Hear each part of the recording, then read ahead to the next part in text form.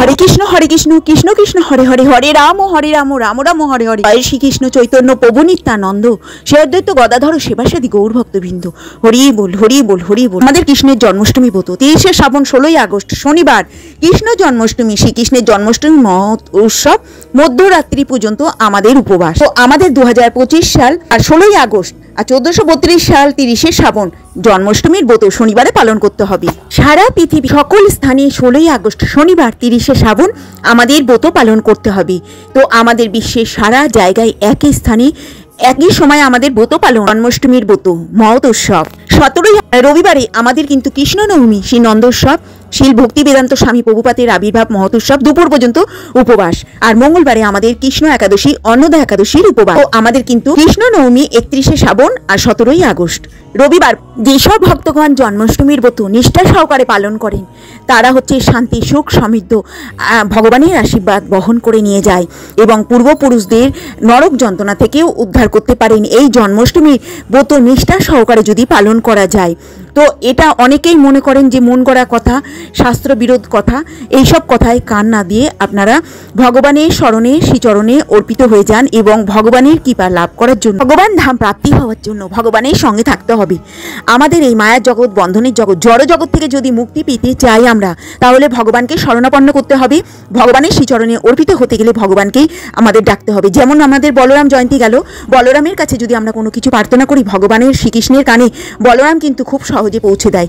তো আমরা কিন্তু ভগবানের শ্রীচরণে অর্পিত হতে চাই, ভগবান ধাম প্রাপ্তি হতে চাই, নরক যন্ত্রণা থেকে মুক্তি পেতে চাই, সকল পাপ থেকে মুক্তি পেতে চাই। তো যারা অনেক পাপ করেছেন তারা কিন্তু এই ভগবানের শ্রীকৃষ্ণের জন্মাষ্টমী ব্রত নিষ্ঠা সহকারে পালন করুন, তাহলে কিন্তু এই পাপ থেকে মুক্তি হতে পারে। ব্রহ্মা নারদ সংবাদে উল্লেখ করা হয়েছে, ব্রহ্মাজি নারদ মুনিকে উদ্দেশ্য করে এবং আমাদের সকলকে এই কথা বলার জন্য তিনি বলেছেন, যারা এই জন্মাষ্টমীর ব্রত পালন করেন না তারা নির্মগতি লাভ, সর্বপ্রকার সকল পাপের রাশি থেকে তারা মুক্ত হতে পারে না এবং তাদেরকে বৈকুণ্ঠ ধাম লাভ করা যায় না। এই জন্য সকল নিষ্ঠা সহকারে জন্মাষ্টমীর ব্রত পালন করতে হবে। তো আমাদের কিন্তু এই 15ই আগস্টে আমাদের শুরু হচ্ছে জন্মাষ্টমী তিথি। আমাদের রাত্রির বেলা 11:50 শুরু এবং পরের দিনকে 16ই আগস্ট 9:35 শেষ হবে। ভগবান দাপর যুগের তৃতীয় সন্ধ্যা এই ভাদ্র মাসে কৃষ্ণপক্ষের অষ্টমী তিথি ভগবান এসেছেন, জন্মগ্রহণ করেছেন। যখন সূর্য সিংহ রাশিতে গমন করেছে ভগবান আবির্ভূত হয়েছে। রোহিণী নক্ষত্রে ভগবান আবির্ভূত হয়েছেন আমাদের এই ধরাধরে পৃথিবী। সকলের ইচ্ছাতে এবং সকল দেবতাদের ইচ্ছাতে আমরা ভগবান সকলেই চাই যে আমরা ভগবানের কাছে, ভগবানের নিকটে বাস করি। তো ভগবানের উপবাস করি, উপবাস মানে ভগবানের নিকটে বাস করা। কেবলমাত্র অনাহার উপবাস করাটাই মূর্খ উদ্দেশ্য নয়। মূর্খ উদ্দেশ্য হচ্ছে গোবিন্দ বা শ্রীকৃষ্ণের প্রতি অধিক শ্রদ্ধা, প্রেম পরায়ণ হওয়া। উপমানের নিকটে বাস মানে অবস্থান করা, শিহরির নিকটে অবস্থান করা।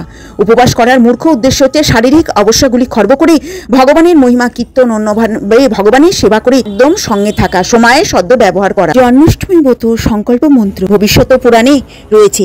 অদ্যস্থিতা নিরাহার সভূতে পরমেশ্বর ভক্ষানি দেবকী পুত্র অস্মিন জন্মাষ্টমী ব্রত। অদ্যস্থিতা নিরাহার সর্বভোগ বিরজিত খোপে অহং পুণ্ডরীকাক্ষ শরণামে ভবচ্যুত।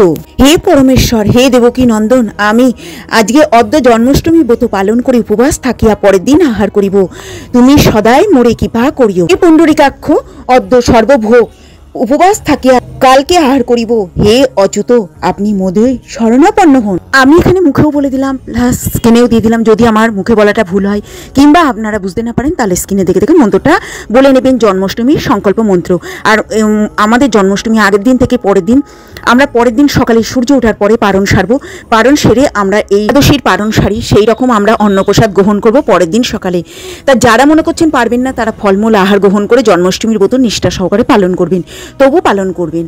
আর যারা বৈষ্ণব ভক্ত তাদের কথা বলছি না, যারা বৈষ্ণব ভক্ত নয় তারা আগের দিন পরের দিন নিরামিষে আহার গ্রহণ করবেন। সকলেই জানি জন্মাষ্টমীর ব্রত নির্জলা উপবাস করতে হয়। যেরকম একাদশীর ব্রততে আমরা ফলমূল আহার গ্রহণ করি, নির্জলা উপবাসও অনেকে করেন। তো একাদশীর ব্রতর মতনই নির্জলা উপবাস ব্রত করতে হয়। পরের দিন সকালে পারণ সারতে হবে সূর্য ওঠার পরে। যারা মনে করছেন পারবেন না, যারা অনেকেই অসুস্থ আছেন পারবেন না, তারা কিন্তু এই ফল নিয়ে, জল নিয়ে করতে পারেন, শরবত নিয়ে। যেরকম একাদশীর ব্রত কাঠবাদাম, পেস্তা, আখরোট, চীনাবাদাম সমস্ত কিছু, দুধ, দই নিয়ে আপনারা ব্রত পালন করবেন জন্মাষ্টমী। হরে কৃষ্ণ কৃষ্ণ কৃষ্ণ হরে হরে, হরে রাম রাম রাম হরে হরে। জয় শ্রীকৃষ্ণ চৈতন্য প্রভু নিত্যানন্দ, শ্রী অদ্বৈত গদাধর সেবাসাদী গৌর ভক্তবৃন্দ, হরি বল হরি বল হরি বল। হিন্দু ধর্মে কৃষ্ণ জন্মাষ্টমী বিশেষ মাহাত্ম্য রয়েছে। ভাদ্রপদ মাসের কৃষ্ণপক্ষের অষ্টমী তিথিতে কৃষ্ণ জন্মাষ্টমী পালিত হয়। শ্রী ভগবত পুরাণ অনুসারে অষ্টমী তিথি রোহিণী নক্ষত্র 20 লগ্ন ও মাঝরাত্রি মথুরার কারাগারে কৃষ্ণ জন্মগ্রহণ করেন। এই তিথিতে কৃষ্ণ ভক্তরা উপবাস করে মাঝরাত্রি কৃষ্ণের জন্মের পর তার পুজো করেন। মথুরা, বৃন্দাবন সহ সারা বিশ্বে সাড়ম্বরে এই উৎসব পালিত হয়। হে কৃষ্ণ করুণা সিন্ধু দীনবন্ধু জগৎপতি গোপীশ্বর গোপিকাকান্ত রাধাকান্ত নমস্তুতে। জীবনে যদি কখনো ব্যর্থ হয়ে পড়েন, ভগবান শ্রীকৃষ্ণের শরণাপন্ন হন, তিনিই বলে দেবেন আপনার সফলতার রাস্তা। সকলকে জন্মাষ্টমীর অনেক শুভেচ্ছা এবং অভিনন্দন। মথুরাতে চলো যাই, সেখানে বসে আছে আমাদের কানাই।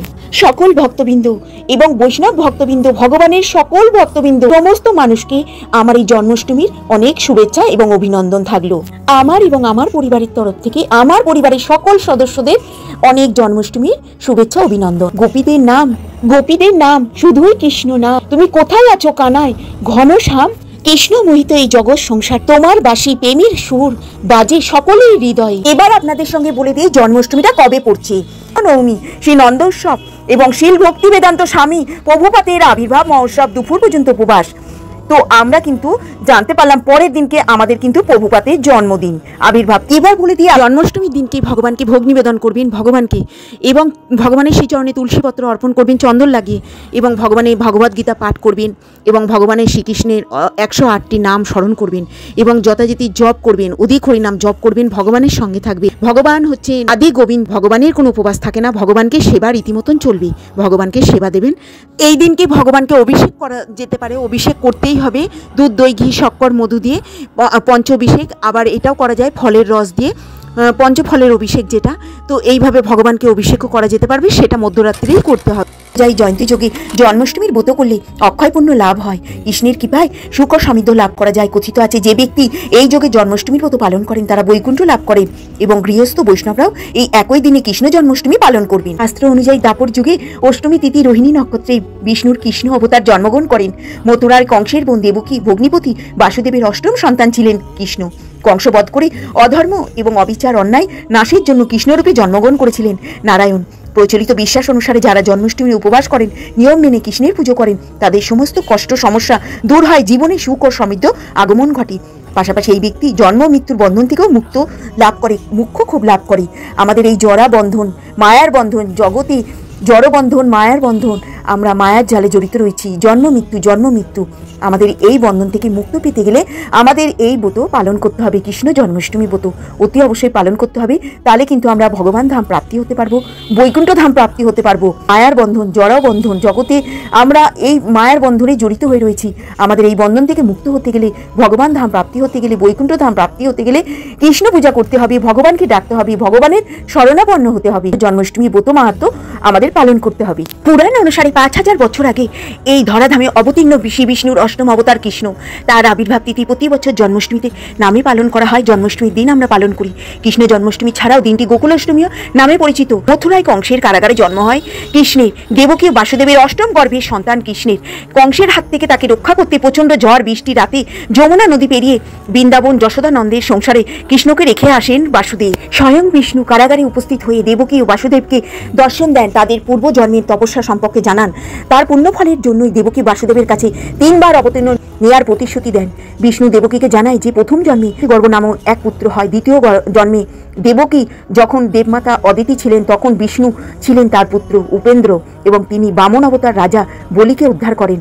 এবার তৃতীয় জন্মে দেবকীর পুত্র কৃষ্ণ হিসাবে জন্মগ্রহণ করে তার প্রতিশ্রুতি পুরো করেন বিষ্ণু। এবার বলে দিই প্রণাম মন্ত্র। নম নলিন নেতায় বেণুবাদ্য বিনোদিনী রাধাধর সুধাপান শালিনে বনমালিন। আমি এখানে মুখেও বলে দিলাম, প্লাস স্ক্রিনেও দিয়ে দিলাম। যদি মুখে বলাটা ভুল হয় কিংবা আপনারা বুঝতে না পারেন, সেই জন্য স্ক্রিনে দেখে দেখে মন্ত্রটা বলে নেবেন। গোটা বিশ্বজুড়ে কৃষ্ণের ভক্তেরা ওই দিন সাড়ম্বরে পালন করেন। পুরাণ অনুসারে বিষ্ণুর মানব অবতারের মধ্যে অন্যতম শক্তিশালী ছিলেন কৃষ্ণ। শ্রীকৃষ্ণের জীবন কথা নিয়ে বহু কাহিনী রয়েছে এবং উপকাহিনীর লোককথা প্রচলিত আছে। জন্মের পর থেকেই ভগবদ্গীতায় কৃষ্ণ বলেছেন, যখনই অসত্য ও পাশে এক পৃথিবী ভরে যাবে, তখনই ধর্ম রক্ষা করতে, সত্য প্রতিষ্ঠা করতে আমি এই পৃথিবীতে অবতীর্ণ হব। জন্মাষ্টমী হলো অশুভকে বিনাশ করে শুভ শক্তিকে প্রতিষ্ঠা করার উৎসব। বিশ্বাস ও একতা ধরে রাখতেই উৎসাহ দেয় এই উৎসব। বৈষ্ণবদের কাছে, সাধারণ বৈষ্ণবদের কাছে জন্মাষ্টমীর মাহাত্ম্য গুরুত্ব রয়েছে অপরিসীম। একদিকে কৃষ্ণের লীলা কাহিনী, আবার উপবাস, দহিহান্ডি, মধ্যরাত্রে কৃষ্ণ পূজা, অষ্টশত নাম জপ করার প্রচলিত রয়েছে। হিন্দু তো বটেই, বৈষ্ণবদের কাছে বিষ্ণুর অষ্টম অবতার শ্রীকৃষ্ণের জনপ্রিয়তা তুঙ্গে। হিন্দু এবং প্রতি বছর ভাদ্র মাসের কৃষ্ণপক্ষের অষ্টমী তিথিতে ধুমধাম করে কৃষ্ণের জন্মাষ্টমীর ব্রত পালন করা হয়। বৃন্দাবন, ওদিশার রাধারানী এবং প্রাণনাথ হিসাবে সুপরিচিত কৃষ্ণকে সর্বোচ্চ ঈশ্বর রূপে পুজো করা হয়ে থাকে। শুধু তাই নয়, হিন্দুদের মধ্যে অন্যতম ধর্মগ্রন্থ ভগবদ্গীতার প্রবর্তন ছিলেন শ্রীকৃষ্ণ। সাধারণ বৈষ্ণবদের কাছে জন্মাষ্টমীর মাহাত্ম্য গুরুত্ব রয়েছে অপরিসীম। একদিকে কৃষ্ণলীলা কাহিনী পাঠ, শ্রবণ, কৃষ্ণ পূজা, অষ্টশত নাম।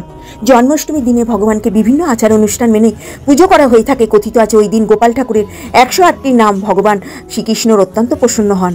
তাই জন্মাষ্টমীর দিনে পুজোর সময় শ্রীকৃষ্ণের 108টি নাম জপ করতে পারলে ভগবান খুব খুশি হয়ে যায়, সমস্ত কাজেই সমাধান হয়ে যায়।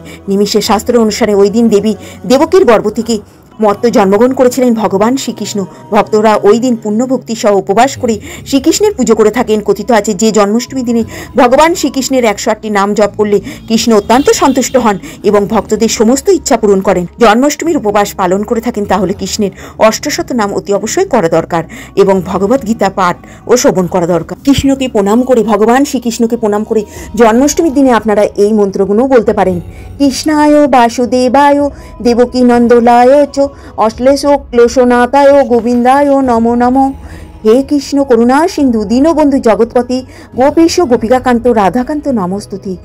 শ্রীকৃষ্ণের অষ্টশত নাম। কিংবদন্তি শ্রীকৃষ্ণ হলেন দেবকী এবং বাসুদেবের অষ্টম সন্তান। পুরাণ, মহাভারত, ভাগবত বর্ণনা, জ্যোতিষশাস্ত্রের গণনা অনুসারে কৃষ্ণের জন্ম তারিখ হল খ্রিস্টপূর্ব 3228 সালের 18 জুলাই এবং তার অন্তর্ধানের দিন খ্রিস্টপূর্ব 3102 সালের 18 ফেব্রুয়ারি। কৃষ্ণ মথুরায় যাদব বংশের এবং 20টি গোত্রের মানুষ ছিলেন। তার ধর্মাবলীরা তার জন্মতিথি জন্মাষ্টমী হিসেবে পালন করেন। শ্রীকৃষ্ণের জন্মের সময় চারিদিকে অরাজকতা, নিপীড়ন, অত্যাচার চরম পর্যায়ে ছিল। সেই সময় মানুষের স্বাধীনতা বলে কিছু ছিল না, সর্বত্র ছিল অশুভ শক্তির বিকাশ। শ্রীকৃষ্ণের মামা কংস ছিলেন তার জীবনের শত্রু। মথুরাতে শ্রীকৃষ্ণের জন্মের সাথে সাথে সেই রাতে তার বাবা বাসুদেব তাকে যমুনা নদী পার করে গোকুলে পালক মাতা এবং পিতা যশোদা ও নন্দন এর কাছে রেখে আসেন। দেবকী হলেন কৃষ্ণের মাতা, বাসুদেবের সহধর্মী। যদুবংশের রাজা উগ্রসেনের ভাই দেবকীর 7 কন্যা, একজন তার 4 ভাই রয়েছে। হিন্দু গ্রন্থ অনুসারে দেবকীকে অদিতি অবতার হিসাবে বিবেচনা করা হয়। একজন মাতৃদেবী যিনি ছিলেন প্রজাপতি দক্ষের কন্যা এবং কশ্যপের স্ত্রী।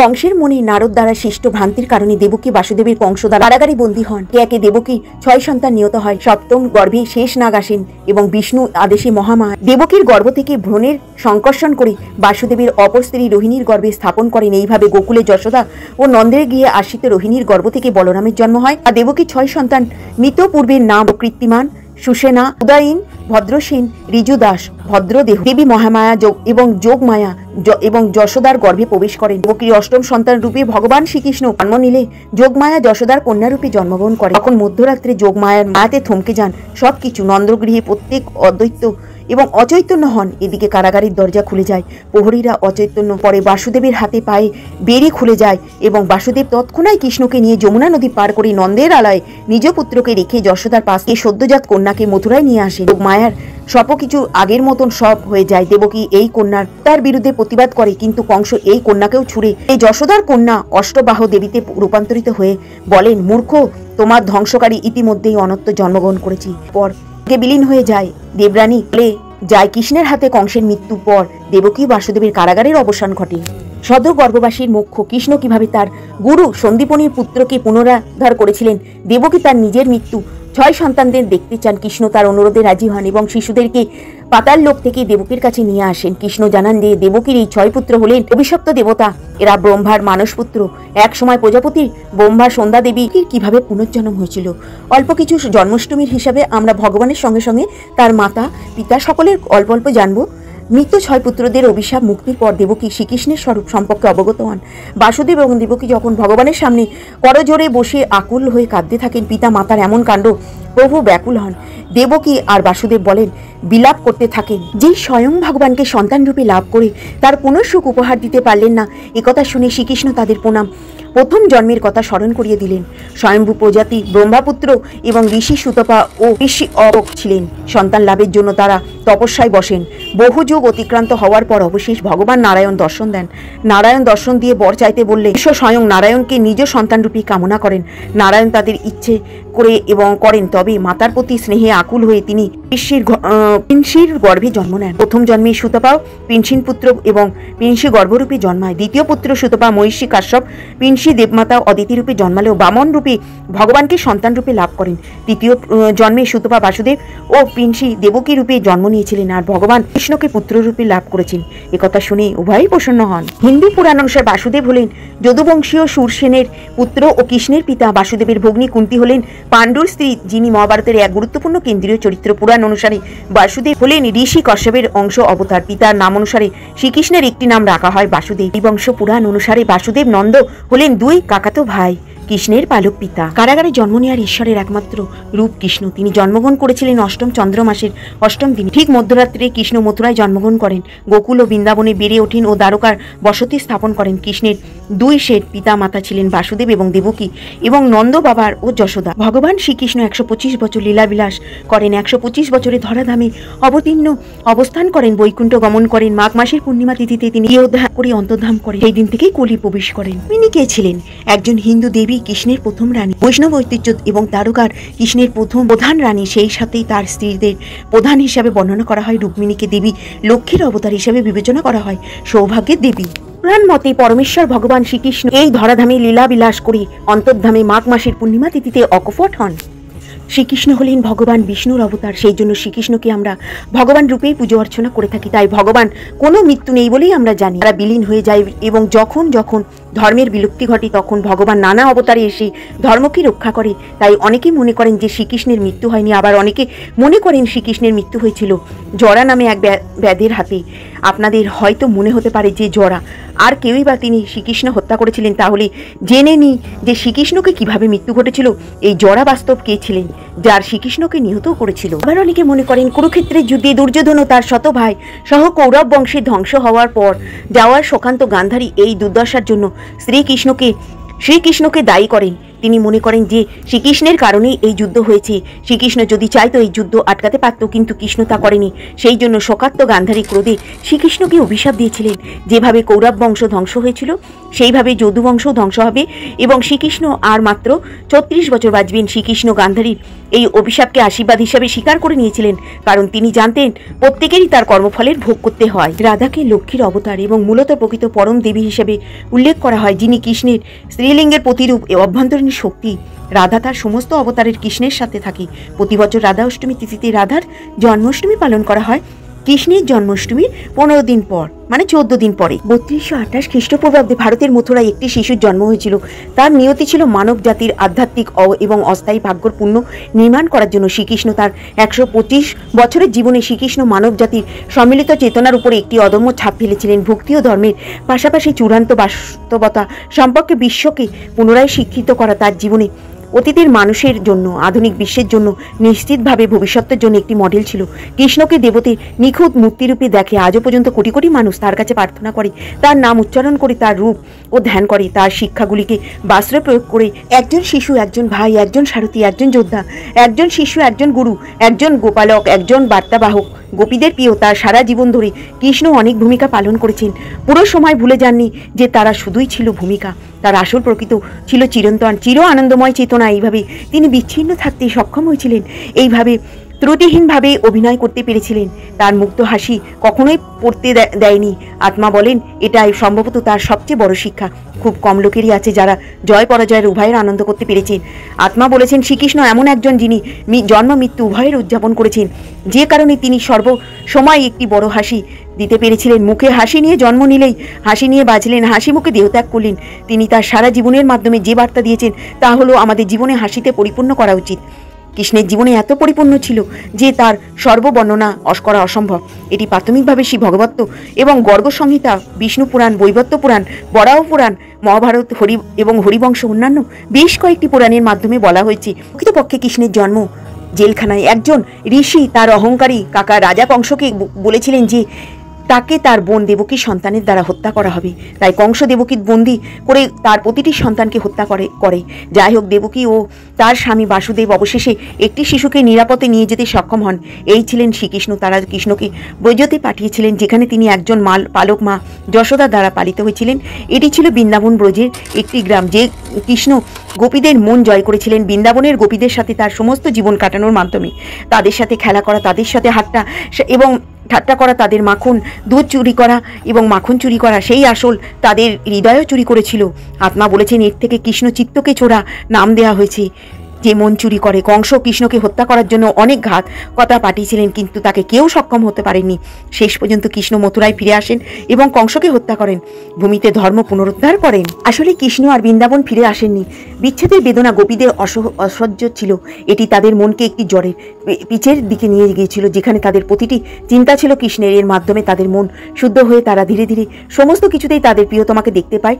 গাছে, নদীতে, পাহাড়ে, আকাশে এবং সমস্ত মানুষ এবং প্রাণীতে, এমনকি তাদের নিজের মধ্যেও এই উপলব্ধি কৃষ্ণ প্রথম থেকেই তাদের মধ্যে আনতে চেয়েছিলেন।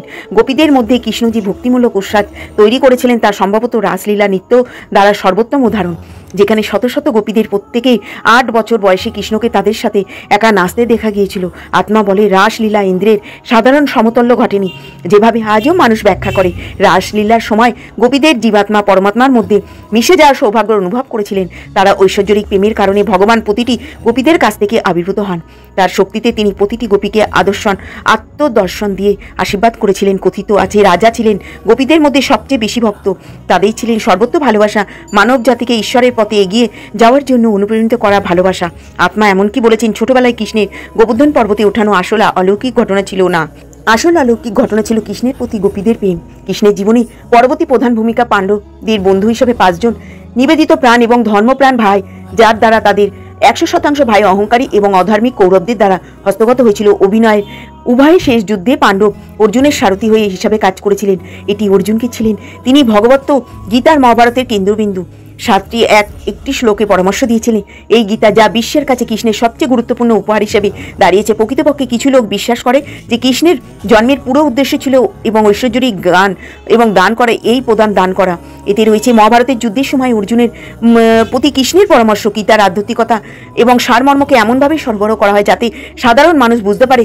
যেমন মহান স্বামী মাধ্যমে শ্রীকৃষ্ণ উপনিষদ জ্ঞান হিমালয় থেকে নেমে বাজারে নিয়ে এসেছেন, যেখানে প্রভু নিজের এবং প্রদত্ত জীবনের একটি সত্যিকারের আত্মা ছিলেন।